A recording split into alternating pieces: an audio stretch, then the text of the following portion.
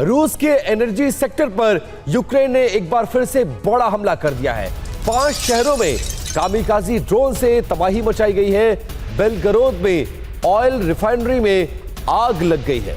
Crooks में gas station को तबाह किया गया और रोस्तोव में पावर स्टेशन पर भी ड्रोन से हमला किया गया है।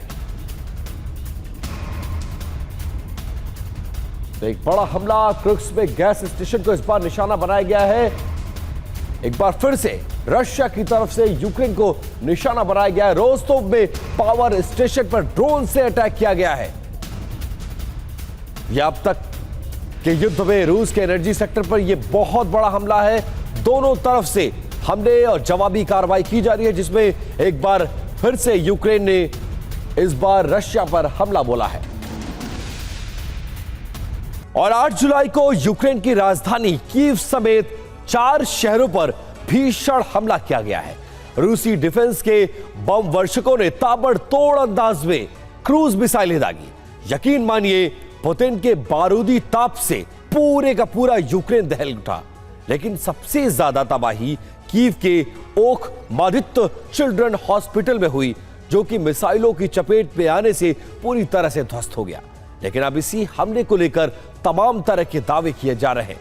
वो ये है कि कीव के अस्पताल पर हमला रूसी मिसाइल से नहीं, बल्कि अमेरिकी डिफेंस सिस्टम की मिसाइल से हुआ।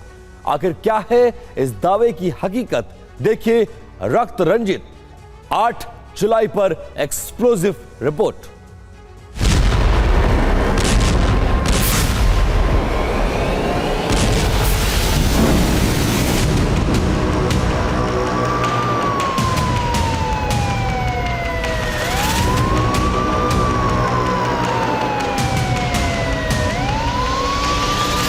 चौबीस घंटे पहले आपने यूक्रेन की राजधानी कीव में बारूदी भूचाल देखा।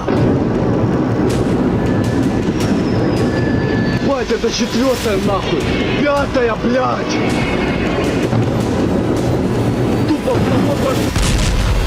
विध्वंसक मिसाइल हमले के बाद भीषण तबाही देखी।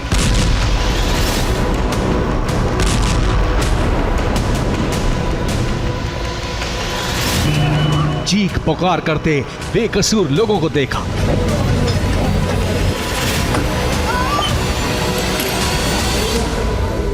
रोते बिलखते मासूमों को देखा।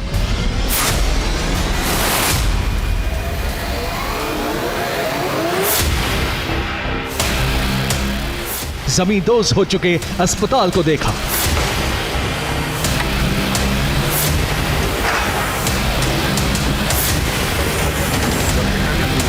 तहस नहस हो चुकी इमारतों को देखा। कलेजे को सन्न कर देने वाला नरसंहार देखा।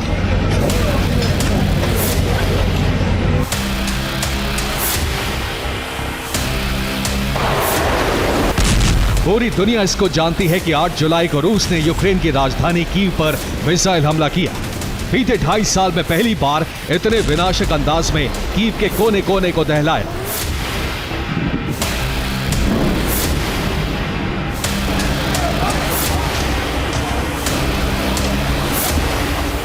कीव के रिहायशी इलाकों को निशाना बनाया, लेकिन पूरी दुनिया तब दहल उठी जब आसमान से बरस रही मिसाइलों ने कीव के ओखमादित चिल्ड्रन हॉस्पिटल को अपनी चपेट में लिया।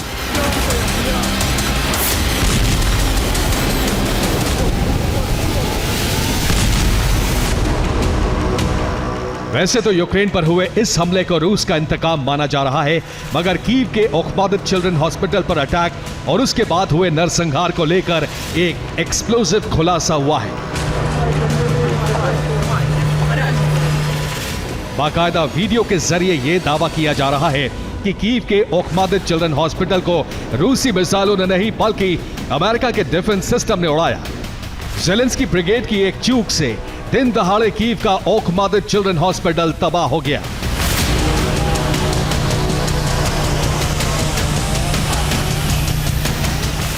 ओखमादित चिल्ड्रन हॉस्पिटल पर हुए मिसाइल अटैक और नरसंहार पर रूसी डिफेंस की तरफ से दावा किया गया कि वो रूसी क्रूज मिसाइल ने अस्पताल के पास वाली इमारत पर हमला किया। रूस का आरोप है कि अस्पताल के बराबर वाली इमारत में बंकर बने थे, जिसमें नेटो के इंस्ट्रक्टर और यूक्रेनी सेना के बड़े अधिकारी मौजूद थे, रूस ने अस्पताल पर हुए मिसाइल हमले से जुड़ा एक वीडियो जारी किया।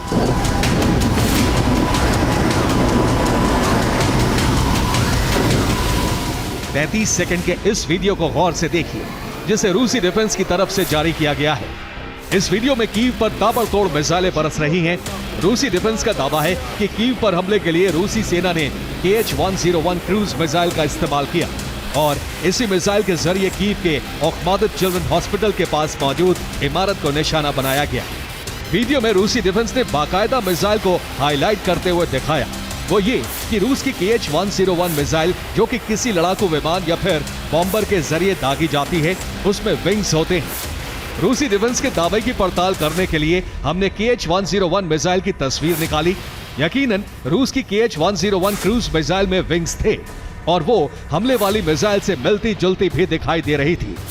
वीडियो में कीव के ओखमादित चिल्ड्रन हॉस्पिटल के पास बैक टू बैक 4 मिसाइलें दागी गई।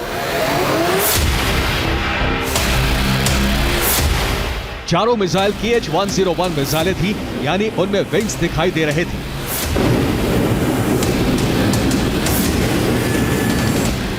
जबकि आखिरी मिसाइल की डिजाइन कुछ अलग थी, उसमें विंग्स नजर नहीं आ रहे थे। लिहाजा रूस ने दावा किया कि ये अमेरिका के नैसम्स डिफेंस सिस्टम की मिसाइल थी जो रूसी मिसाइलों को इंटरसेप्ट कर रही थी। रूस के इस दावे की पड़ताल के लिए हमने नैसम्स डिफेंस सिस्टम के मिसाइल की तस्वीर निकाली और जब वीडियो में दिख रही मिसाइल से इसकी तुलना की तो दोनों मिसाइलें एक जैसी नजर आ रही थी। गौर करने वाली बात यह है कि 33 सेकंड के वीडियो को जारी कर रूस ने जो दावा किया, कहीं न कहीं वो पुख्ता नजर आ रहा है। मगर अहम सवाल यह है कि क्या वाकई रूस की मिसाइल ने अस्पताल के पास वाली इमारत पर हमला किया? क्या रूसी मिसाइल के हमले वाला वीडियो कीव का ही है और क्या वाकई अमेरिकी डिफेंस सिस्टम की मिसाइल ने अस्पताल को टारगेट किया? दरअसल अमेरिका पर आरोप सिर्फ रूसी डिफेंस ने ही नहीं बल्कि अमेरिका में मौजूद रूस के राजदूत ने भी लगाया है। कीव के ओखमादित चिल्ड्रन हॉस्पिटल पर हुए मिसाइल अटैक का जिम्मेदार सीधे तौर पर अमेरिका है। अमेरिकी मिसाइल ने अस्पताल में तबाही मचाई और नरसंहार को अंजाम दिया। दरअसल कीव के अस्पताल में जिस तरह तबाही मची, उसे देख हर कोई दहल उठा, क्योंकि अस्पताल पर मिसाइल अटैक के बाद भयावह तस्वीरें दुनिया के सामने आई और ठीक इसी तरह पूरे कीव में बारूदी कोहरा मचा। वजह साफ है, कीव पर अब तक का सबसे भीषण प्रहार।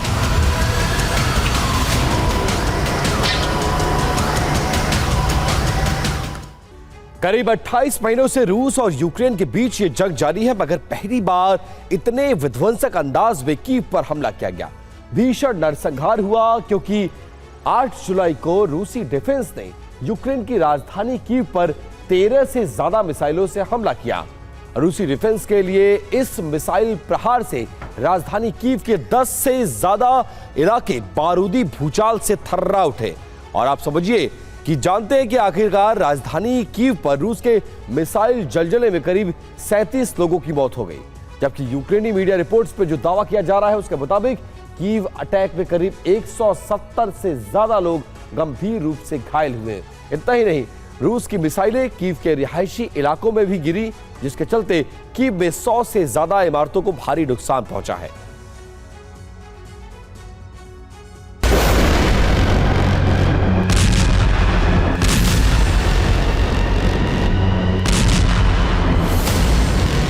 दावा किया जा रहा है कि रूसी डिफेंस ने ऑपरेशन को कीव में अंजाम देने के लिए युद्ध नीति में बदलाव किया और रात के बजाय 8 जुलाई की सुबह कीव पर हमले किए।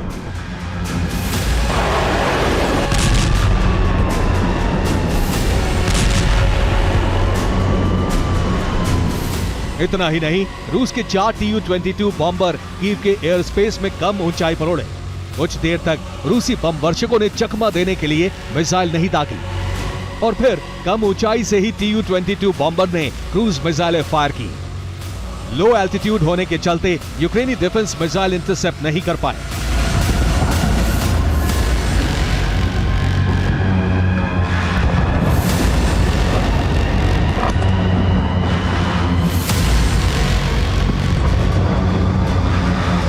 हालांकि यूक्रेन ने दावा किया है कि उसने रूस की 30 से ज्यादा मिसाइलों को मार गिराया। जबकि कीव समेत पूरे यूक्रेन पर रूस ने 38 मिसाइलें दागी।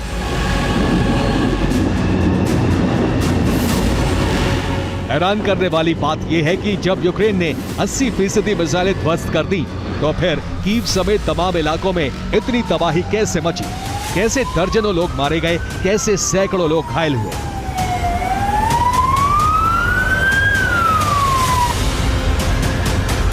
अब कौन सच बोल रहा है? किसके दावे में सच्चाई है? किसकी मिसाइल ने अस्पताल में नरसंहार किया? फिलहाल इस पर सस्पेंस बरकरार है, मगर जिस तरह से कीव विनाश की तस्वीरें दुनिया के सामने आई हैं, उसे देख हर कोई खौफजदा है। Bureau report, TV9 Bharatvarsh. यूक्रेनी मिलिट्री पोस्ट पर रूस ने बड़ी एयर स्ट्राइक की है। Su-25 से दागी गई है एयर टू सरफेस मिसाइलें। यूक्रेन के हमले के बाद रूस की जवाबी कार्रवाई में रूसी रक्षा मंत्रालय ने यह वीडियो जारी किया।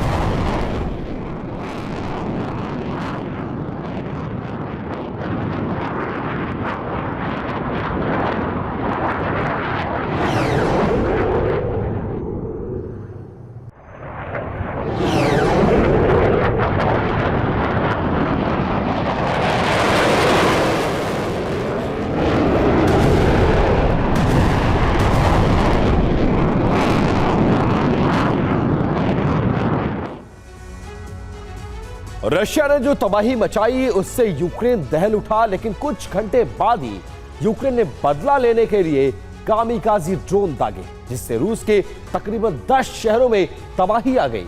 यूक्रेन ने रूस के एनर्जी सेक्टर को भी निशाना बनाया। बेलगरोद में पावर हाउस को दहलाकर अपने मंसूबे उसने जाहिर कर दिए। यूक्रेन ने पूरी ताकत से हमला किया और यह सब कुछ नेटो की मदद से मुमकिन हो पाया। अब रशिया ने यह ऐलान कर दिया है कि वो नेटो देशों पर हमला कर सकता है, क्योंकि नेटो यूक्रेन के युद्ध में उतर चुका है, जो न सिर्फ यूक्रेन को हथियार दे रहा है, बल्कि रूस पर हमले का ब्लूप्रिंट बनाकर ज़ेलेंस्की की मदद भी कर रहा है। रिपोर्ट देखिए।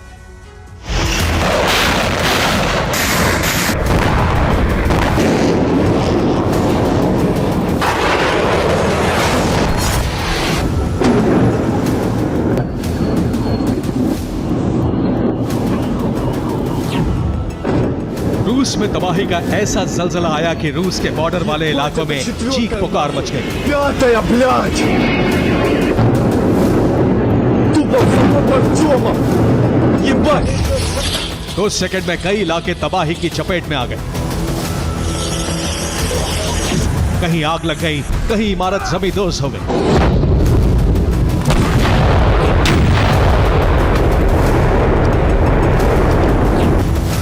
कहीं पावर स्टेशन खाक हो गया, कहीं रिफाइनरी को निशाना बनाया गया। नेटो से हथियारों की खेप मिलने के बाद यूक्रेन ने इतना बड़ा प्रहार किया।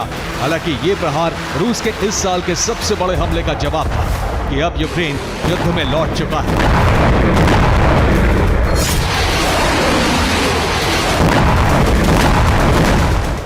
ज़ेलेंस्की ने अपनी सेना को फ्री हैंड दे दिया है।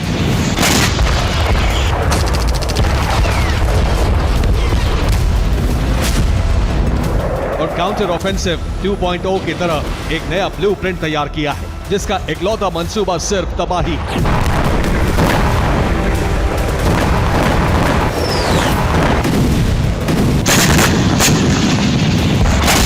खासतौर से बॉर्डर स्टेट को निशाना बनाया जा रहा है। यूक्रेनी सैनिक वहां घुसपैठ की तैयारी में है।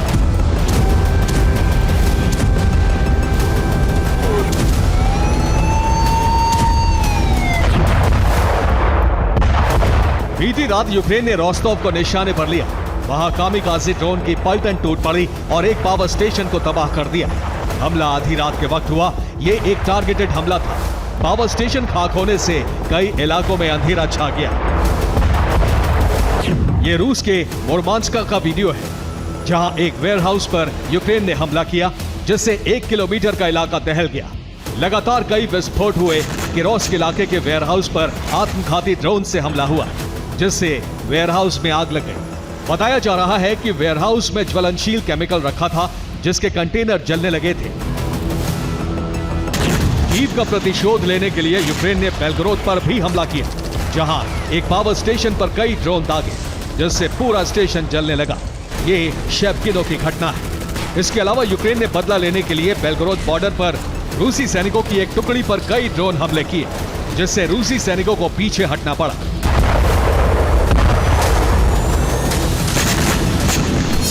साथ ही कुर्स्क में 4 लाइट वेट ड्रोन से हमले किए गए, जहां प्रशासनिक इमारत को निशाना बनाया गया।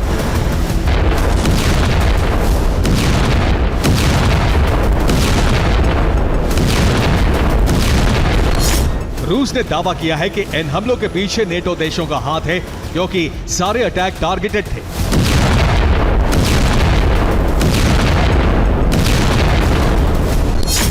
जो बिना पुख्ता इनपुट के मुमकिन नहीं। इसके लिए यूक्रेन ने नेटो के टोही ड्रोन का सहारा लिया। साथ ही पेंटागन से खुफिया जानकारी मिली और फिर नेटो से मिले हथियारों से रूस को दहला दिया।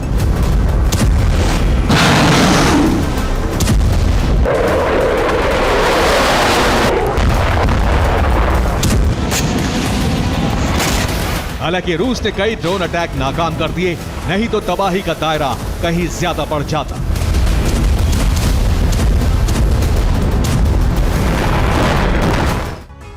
आधी रात में यूक्रेन ने कई हमले किए, जिसमें ये रूस ने यूक्रेन के लगभग 38 हमलों को नाकाम कर दिया। रोस्तोव में 21 ड्रोन को मार गिराया गया, जबकि बेलगोरोद में शुरुआत से एयर डिफेंस सिस्टम चकमा खा गए। बाद में 3 ड्रोन को मार गिराया गया। इस तरह कुर्स्क में अगर 7 ड्रोन हमलों की बात करें तो इन हमलों को नाकाम कर दिया गया, जो मिलिट्री डिपो पर हमला करने के लिए आए थे। वोरोनिज में 2 ड्रोन को टारगेट करने पर हमला करने से पहले ही ड्रोन को मार गिराया गया। एस्तराख में यूक्रेन ने हमले के लिए 10 ड्रोन भेजे थे, जिसमें 5 ड्रोन को इंटरसेप्ट कर लिया गया समय रहते गाजा में, और इस बीच एयर स्ट्राइक भी की गई।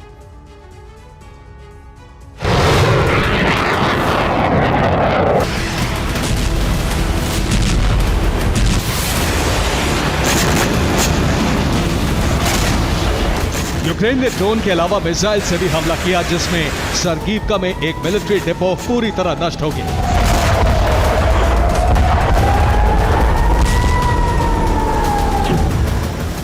ये उसी हमले की सैटेलाइट तस्वीरें हैं, जिसमें 9000 वर्ग मीटर का पूरा इलाका खाक हो गया।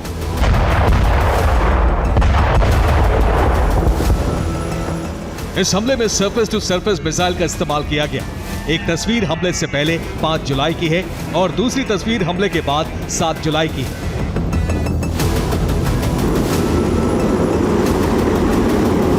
यूक्रेन ने एक साथ कई ड्रोन दागे थे, जिससे एयर डिफेंस सिस्टम को चकमा दिया जा सके। हालांकि कई ड्रोन को रूस ने मार गिराया, यानी एक बड़े हमले को नाकाम कर दिया। इस हमले पर रूसी रक्षा मंत्रालय की तरफ से कहा गया है कि यूक्रेन रोजाना ड्रोन और मिसाइल रूसी सीमा के अंदर भेज रहा है। पिछले साल जून से ऐसा करना शुरू किया था। सैन्य ठिकानों के साथ रिहायशी इलाकों पर भी हमले हो रहे हैं। संयुक्त राष्ट्र इन हमलों की अनदेखी कर रहा है।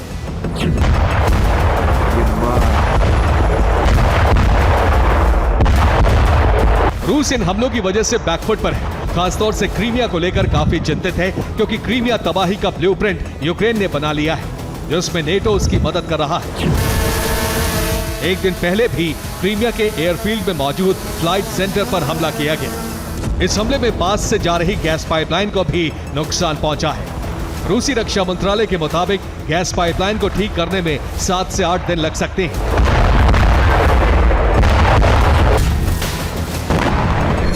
रूस बार बार दावा कर रहा है कि अकेले यूक्रेन इस तरह के हमले नहीं कर सकता। इस साजिश के पीछे नेटो है, जो यूक्रेन के लिए हमले की प्लानिंग कर रहा है।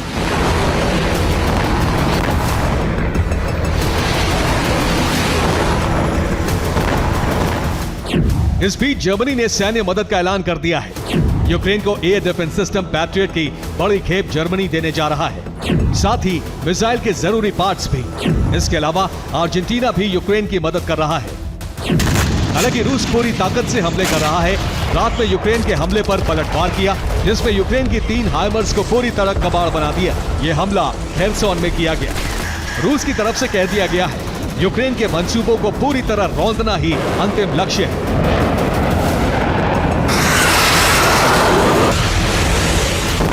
फिर चाहे युद्ध कितना भी लंबा क्यों न खींचे और चाहे यूक्रेन को नेटो की मदद मिलती रहे, अब रूस छोड़ेगा नहीं।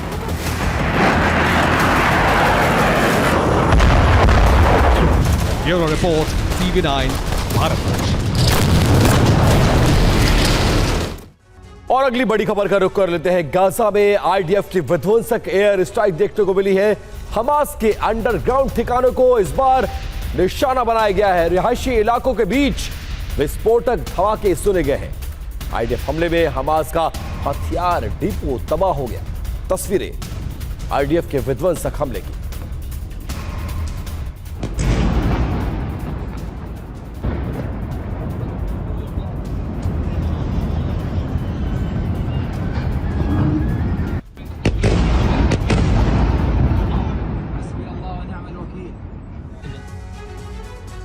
ईरान और इजराइल के बीच टेंशन एक बार फिर से बढ़ गई है। दुनिया को अरब में जंग का तीसरा गेटवे खुलता हुआ नजर आ रहा है और इसका एपिक सेंटर है सीरिया। दरअसल इजराइल ने सीरिया के कोस्टल एरिया में इस बार बमबारी कर दी है। इस स्ट्राइक में ईरान के शिप भी तबाह हो गए और इसमें एक IRGC अधिकारी की मौत हो गई। इसे इजराइल का ईरान पर सीधा हमला माना जा रहा है। डर है कि ईरान अपने प्रॉक्सी संगठनों के साथ इजराइल पर हमला कर सकता है, जिसका ट्रेलर अभी से दिखने लगा है। रिपोर्ट देखिए।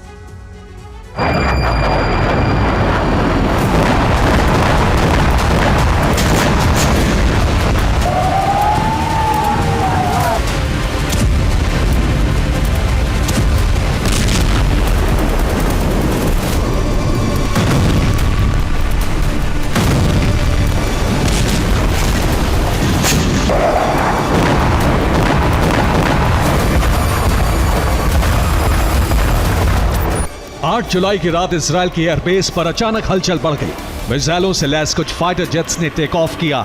उनके टारगेट पर 450 किलोमीटर दूर सीरिया का तटीय शहर बनियास था।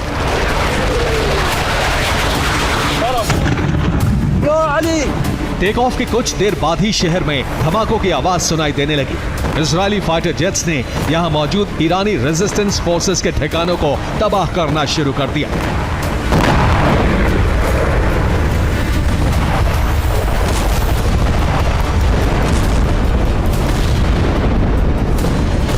इजरायली फाइटर जेट्स के टारगेट पर सिर्फ ईरान समर्थित लड़ाके नहीं थे, बल्कि हथियारों से लैस 2 शिप भी इजरायली फाइटर जेट्स के रडार पर थे। धमाकों के कुछ देर बाद खबर आई कि इजराइल ने लताकिया पोर्ट पर मौजूद 2 शिप्स को तबाह कर दिया है। ये दोनों शिप हथियारों की खेप लेकर जा रहे थे। तबाह होने वाले दोनों शिप ईरान के थे। ये तेहरान से लेबनान हिजबुल्लाह के लिए हथियारों की बड़ी खेप लेकर जा रहे थे। इस हमले में एक IRGC का अधिकारी भी मारा गया। इजराइल के हमलों से दुनिया की टेंशन बढ़ गई है। डर है मिडिल ईस्ट में ईरान और इजराइल अब आमने सामने आ सकते हैं।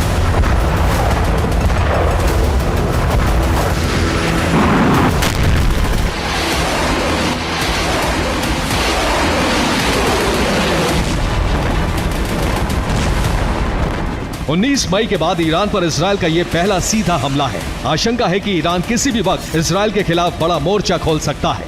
हालांकि ईरान से पहले उसके प्रॉक्सी बेहद आक्रामक हो गए हैं और लगातार इजरायली बॉर्डर्स को दहला रहे हैं। ये वीडियो बॉर्डर से सटे इजरायली शहर एलात का है, जहां हिजबुल्लाह ने 1 दर्जन से ज्यादा रॉकेट दागे। हमले के बाद कई इमारतों में आग लग गई, जिसमें 6 लोगों के घायल होने की खबर है। यमन की तरफ से हूती ने भी इजराइल पर 50 से ज्यादा ड्रोन अटैक किए हैं। ये हमले फिलिस्तीन पर इजरायली कब्जे वाले इलाकों में किए गए। ईरानी प्रॉक्सी के आक्रामक रुख की वजह सिर्फ ईरान का शिप तबाह होना नहीं है, बल्कि नए ईरानी राष्ट्रपति की एक चिट्ठी भी है। इस चिट्ठी में मिडिल ईस्ट धधकने के संकेत छिपे हैं। नवनिर्वाचित ईरानी राष्ट्रपति मसूद पेजेश्कियान ने हिजबुल्लाह लीडर नसरल्लाह को एक चिट्ठी लिखी है, जिसमें उन्होंने हिजबुल्लाह को पूरा समर्थन देने का ऐलान किया है। चिट्ठी में उन्होंने लिखा, ईरान ने हमेशा अवैध ज़ायनी शासन के खिलाफ बोलने वालों का समर्थन किया है। प्रतिरोध का समर्थन करना ईरान की बुनियादी नीतियों का हिस्सा है। ये आगे भी मजबूती के साथ जारी रहेगा। मुझे यकीन है प्रॉक्सी ग्रुप इजराइल के आतंक को बढ़ने से रोकेंगे।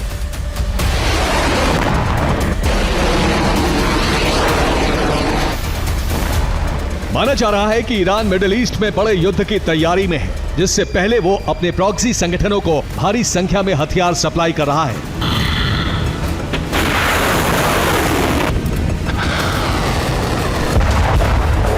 जंग में मिसाइलों की कमी ना हो, इसीलिए ईरान ने नए मिसाइल प्लांट भी तैयार किए हैं, जिसका खुलासा हाल ही में सामने आई कुछ सैटेलाइट तस्वीरों से हुआ है। इन तस्वीरों को इसी साल मार्च अप्रैल में लिया गया था। ये सैटेलाइट तस्वीर ईरान के खोजिर मिसाइल टेस्ट साइट की है। तस्वीरों में नए मिसाइल इंजन टेस्ट स्टैंड पर नजर आ रहे हैं। ये दूसरी तस्वीर मोदारिस प्लांट की है, जहां 30 नई इमारतें नजर आ रही हैं। दावा है कि इनमें ईरान तेजी से नई बैलिस्टिक मिसाइलों का प्रोडक्शन कर रहा है। इधर ईरान बड़े युद्ध की तैयारी में है, वहीं व्हाइट हाउस ने भी साफ कर दिया है कि उसे ईरान और नए ईरानी राष्ट्रपति से शांति की कोई उम्मीद नहीं है। व्हाइट हाउस के प्रवक्ता जॉन किर्बी ने अपने एक बयान में कहा, ईरान अपनी परमाणु नीति बदलता है तो हमें खुशी होगी। हम ईरान के नए राष्ट्रपति का स्वागत करेंगे, हालांकि हमें इसकी कोई उम्मीद नहीं है। अमेरिका का रुख भी ईरान के लिए नहीं बदलेगा। साफ है, मिडिल ईस्ट बारूद के ढेर पर बैठा है। इजराइल के ईरानी शिप पर हमले और ईरान के नए राष्ट्रपति का आक्रामक रुख बारूदी ढेर में चिंगारी भड़का सकता है। अगर ऐसा हुआ तो यकीन मानिए ये जंग का तीसरा गेटवे होगा। ब्यूरो रिपोर्ट, TV9 भारत वर्ष। इस बीच गाजा युद्ध में शांति स्थापना की उम्मीद अब कमजोर होती जा रही है। हमास सीज फायर के लिए तैयार है, लेकिन नेतन्याहू की शर्त यह है कि गाजा डील तभी होगी जब आईडीएफ के सामने जंग बंद करने की शर्त ना रखी जाए। नेतन्याहू के इस रुख पर इजरायली जनता नाराज है और इस बीच 7 अक्टूबर 2023 हमलों पर यूनाइटेड नेशन मानवाधिकार की रिपोर्ट ने जनता को और भी ज्यादा भड़का दिया है। इस रिपोर्ट में दावा किया गया है कि इजरायली सेना ने 7 अक्टूबर को अपने ही नागरिकों की हत्या कर दी थी। इसे हैनिबल डायरेक्टिव कहा जाता है। क्या है हैनिबल डायरेक्टिव और क्या सच में इजराइल की सेना ने अपने नागरिकों की हत्या की, इस रिपोर्ट में देखिए।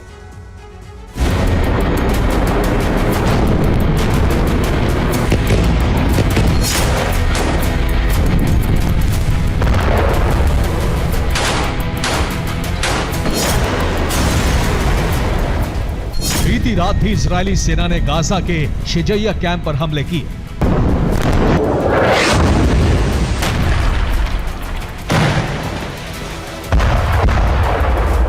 इस हमले में 9 फिलिस्तीनी नागरिकों के मारे जाने की रिपोर्ट है।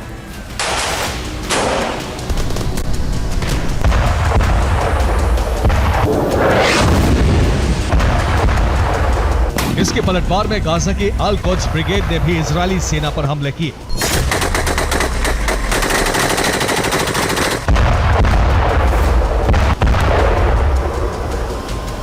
इजरायली सेना को गाजा में किसी भी तरह के हमले करने की छूट दी गई है। इजरायली सेना के एक सैनिक ने ही इस बात की जानकारी दी है।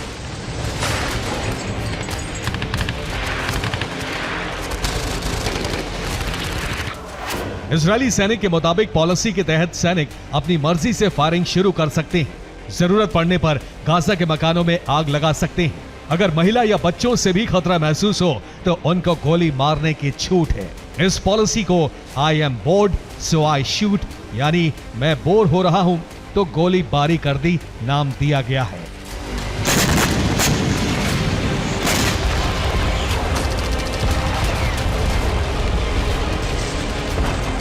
इजरायली सैनिक के इस कबूलनामे के बाद इजराइल पर अंधाधुंध फायरिंग और युद्ध अपराध के आरोप लग रहे हैं।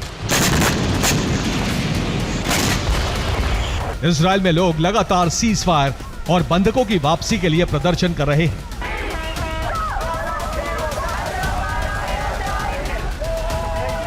लेकिन इजरायली जनता का गुस्सा एक और रिपोर्ट से भड़क गया है। यह रिपोर्ट 7 अक्टूबर 2023 के हमलों पर आधारित है।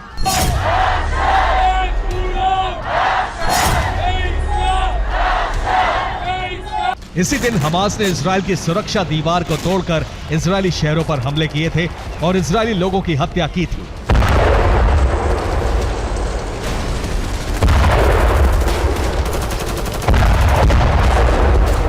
दो 200 से ज्यादा इजरायलियों को बंधक बनाकर गाजा ले गए थे।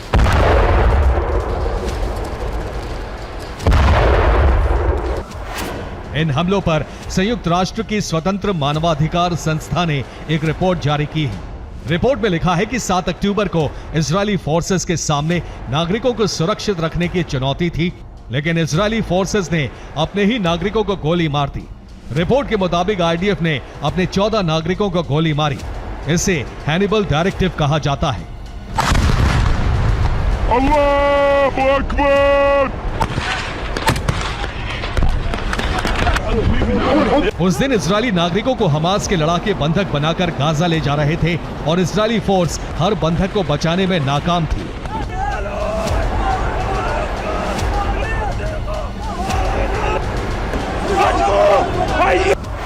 रिपोर्ट के मुताबिक इजरायली सैनिकों को हैनिबल डायरेक्टिव निर्देश जारी किए गए थे। कमांडर का आदेश था कि हमास के हर वाहन पर बम गिरा दिया जाए, भले ही हमले में इजरायली बंधक मारे जाएं, लेकिन हमास के वाहन वापस नहीं जाने चाहिए।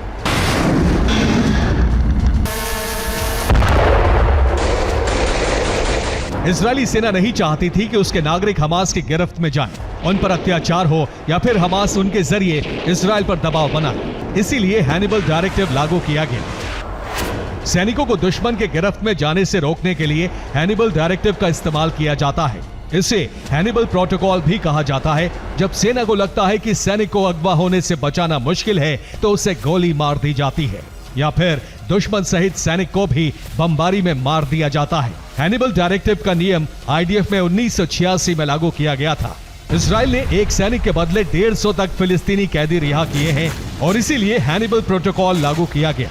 7 अक्टूबर को इजराइल पर यही खतरा था और रिपोर्ट के मुताबिक इसीलिए हैनिबल डायरेक्टिव लागू किया गया। हालांकि इजराइल सरकार ने इसका खंडन किया है। Bureau report, TV9, Bharat.